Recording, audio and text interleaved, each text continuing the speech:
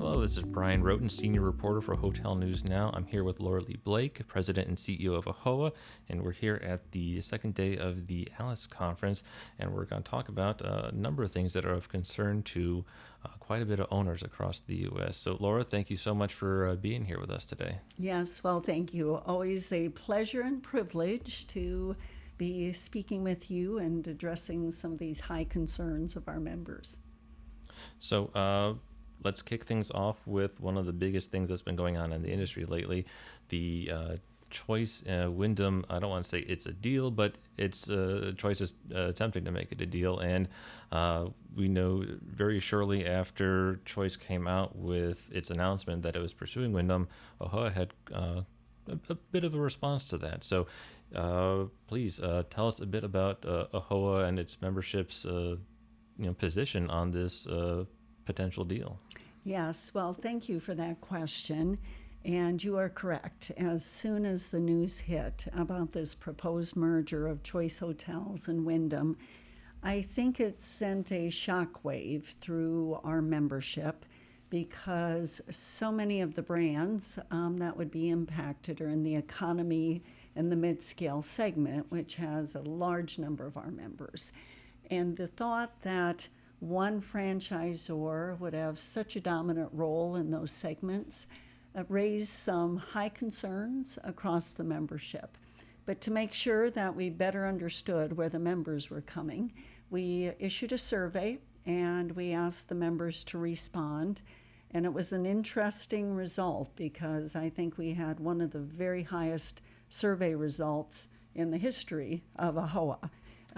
More than 1,000 respondents, and you had to be either a franchisee of Choice Hotels, Wyndham Hotels, or both. I mean, I tried to respond, and I don't have hotels, and I could not respond. It did not allow me to move forward. So it was more than 1,000 franchisees of that segment of the industry.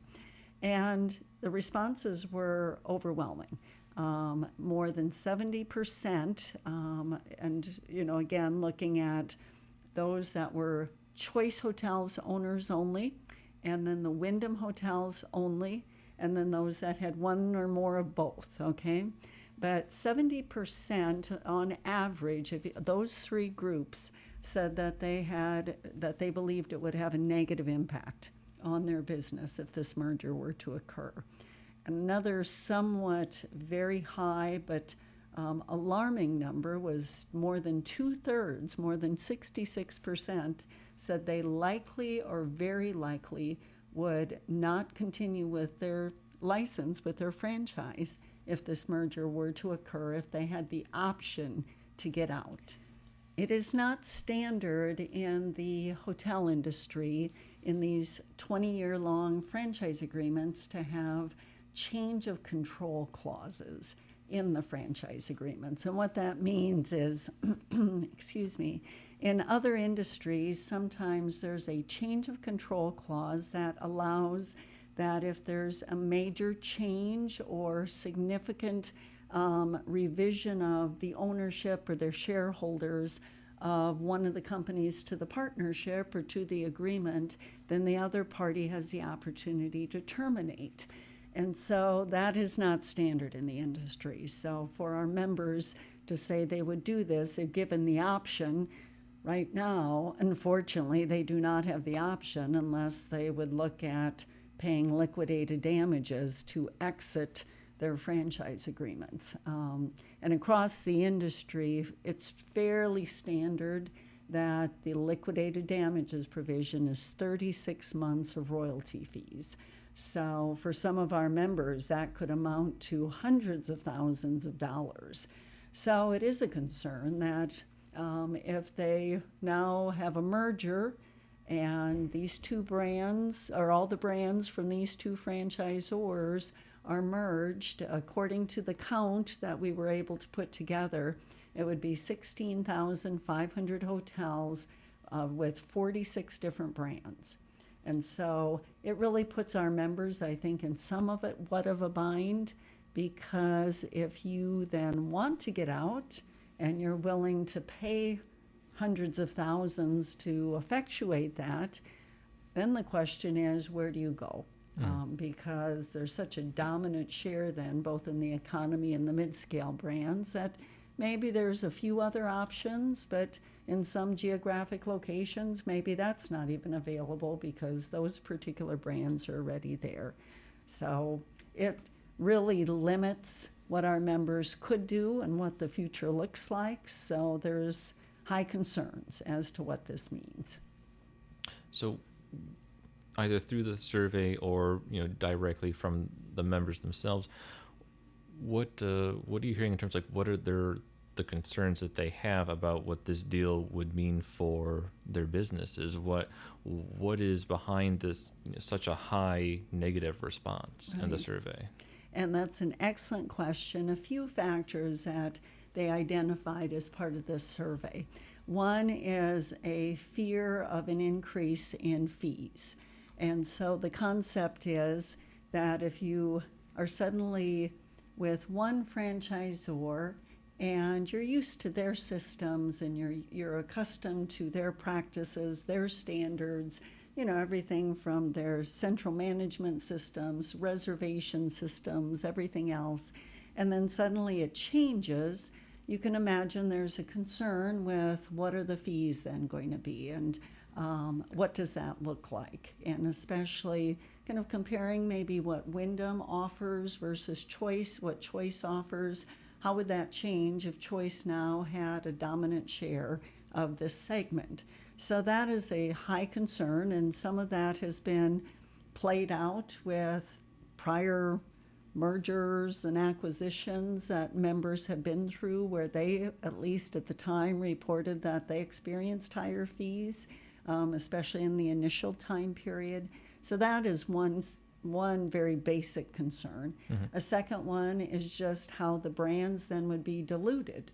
And one of our members had even commented that he was thinking of a particular community not far from where he was, and he said in about a 3-block radius, he said, I'm counting it'd probably be 10 or 11 hotels. What that would then be, if this merger were to occur, would be Choice Hotels franchisees.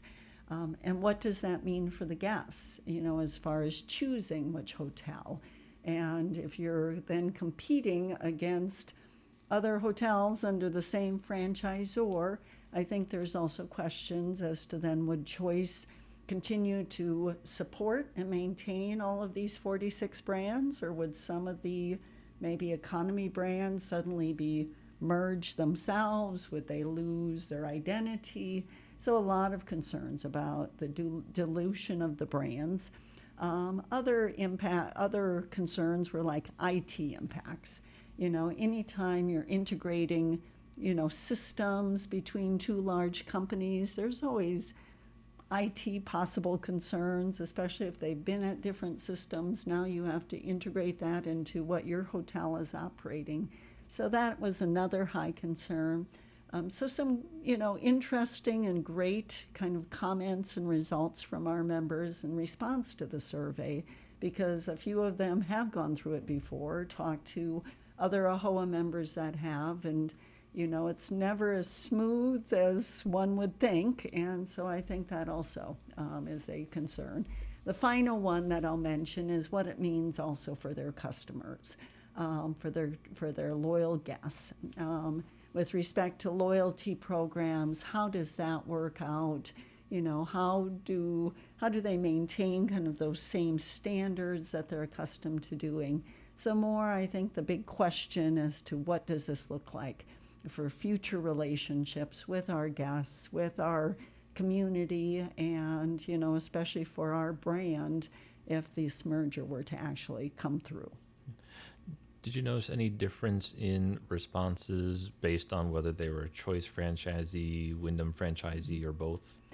Not really, which is probably part of the greatest shock, too. Now, a few percentage differences, mm-hmm. but nothing marked as far as where I really expected the Wyndham franchisees to be, the most concerned. But then when you looked at it, the Choice Hotels franchisees also shared high concerns, and those with both. So it was across the board. They were within a few percentage points of each other.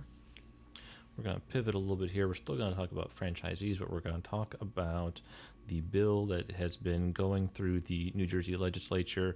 It had made some progress. I understand it's stalled again, but it's one that addresses the hotel franchise model, and it would apply only to hotels in New Jersey. You and I talked about this a couple of months ago.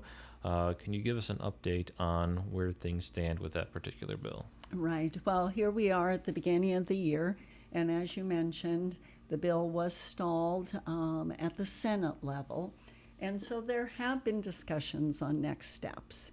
And I know that there's been, of course, a lot of opposition to AAHOA supporting this bill, and we've taken those comments seriously. We've continued to have conferences with the franchisors as to what is their opposition and how can we best address it, how can we continue to keep the dialogue open.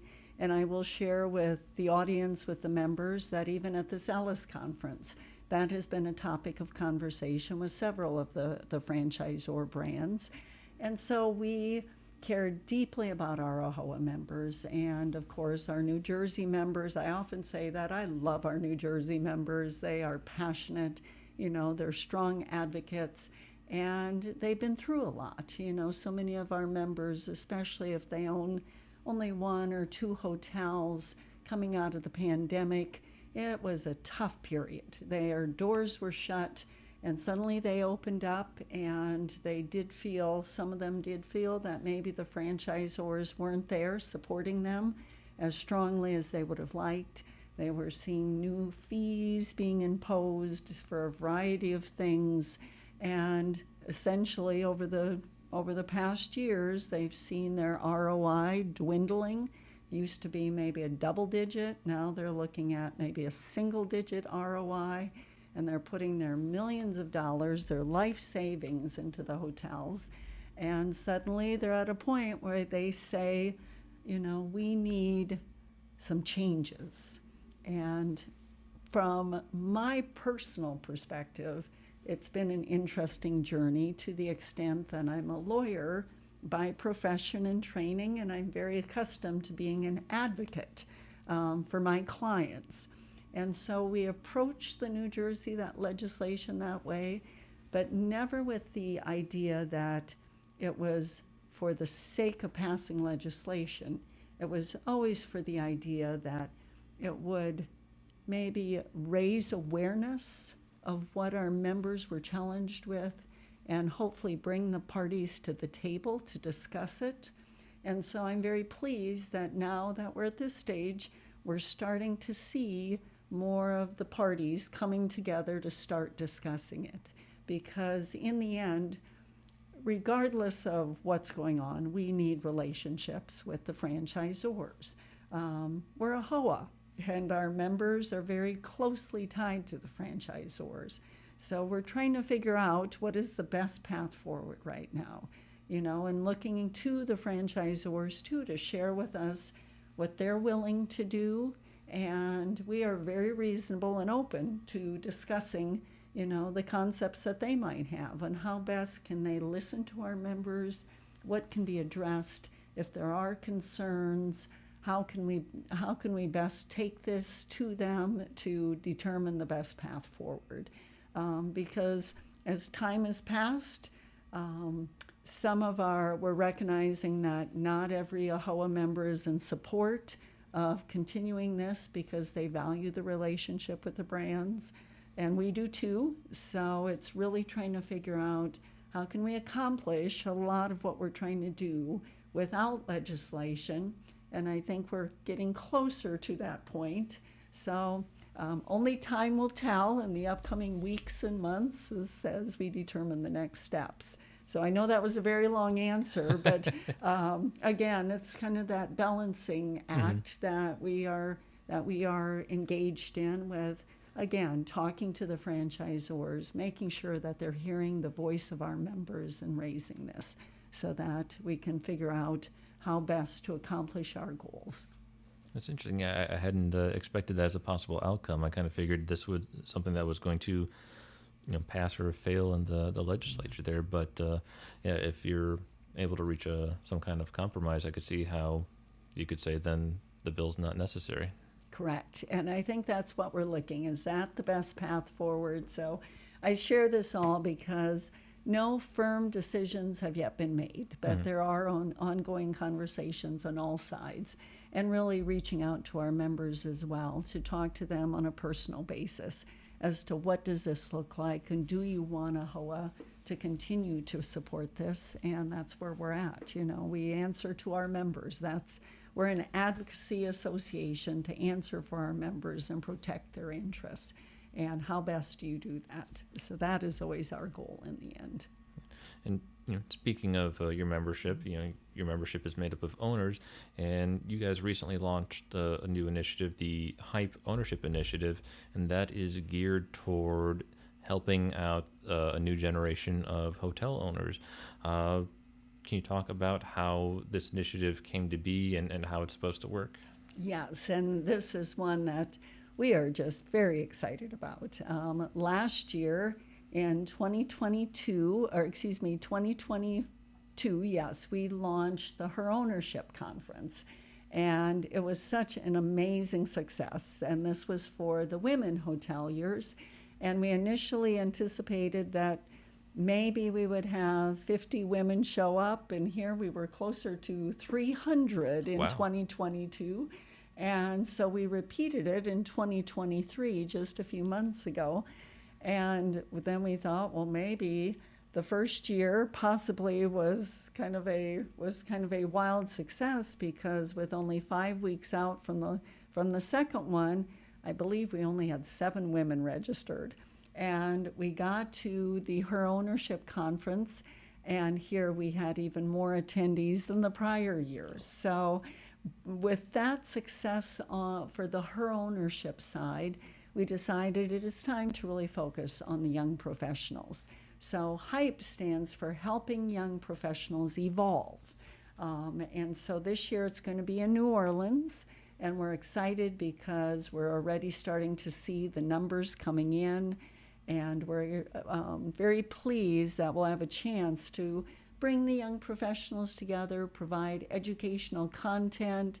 We have a fun reception in the evening, and of course it's New Orleans. And so anytime you're in New Orleans, that is also quite a city with, of course, the Mardi Gras theme going on. So we think it should be a marvelous event. And for those who have not yet registered, we encourage them to do so, because it will be a big splash, and we're looking forward to kind of welcoming everyone, especially the young professionals, to our first ever HYPE conference. So when you're looking to the next generation of owners, where are they running into obstacles to seeing the success that they want to have? What's in their way, and what are they trying to overcome? Right, very good question. And I think a lot of it, I'll give you just a personal perspective. I was with AAHOA for nearly 10 years, back in 2005 to 2014. And at the time, I was serving in the role of Vice President of Fair Franchising, Government Affairs, and Legal Counsel, General Counsel, and working with a lot of first-generation hoteliers that had come here from India. They had opened their first hotels. They were raising their families in the hotels. And so now I come back as of May of last year, and I'm now working with second and third generation. And the second and third generation, a lot of them grew up here in the United States. Their families own the hotels. They'd come home from school, and maybe instead of playing sports at school or other extracurricular activities, they would be making beds for the family. And so they then went to our finest universities, and now they're in the industry, and their focus is very different. It's on expanding the portfolio, and what does that look like? And so it's a whole different focus as opposed to, owning your first hotel or figuring out how to own and operate a hotel. Now it's more, what does this look like as far as expanding a portfolio and taking what the family has already built and turning it into something that you can then pass to your children and the next generation. So it's different, of course, different skills, different knowledge, different analysis as to how to expand that portfolio. And so that's what we're hoping to provide kind of those resources, those networking opportunities, and also to listen to what they are sharing with us as well as we get into this. Well, thank you so much for joining us here today, and thank all of you for listening. Stick with Hotel News Now for further coverage from the ALICE Conference.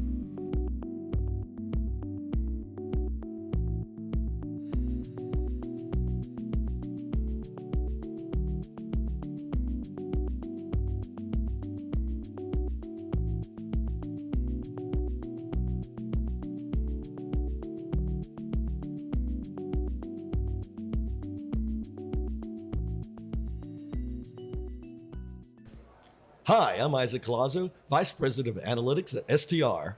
Hi, and I'm Jan Freitag, National Director for Hospitality Analytics for the CoStar Group. Tune in to our new show, Tell Me More, a hospitality data podcast. It's a podcast on the global hotel industry, its current trends, what we're thinking about, and where the industry's going. And we like to have fun with the data too. Find us on hotelnewsnow.com or wherever you listen to podcasts. Subscribe today. Thank you for listening. This podcast was recorded on January 23rd, 2024, and edited by Brian Roden. Go to hotelnewsnow.com for the latest industry news every day.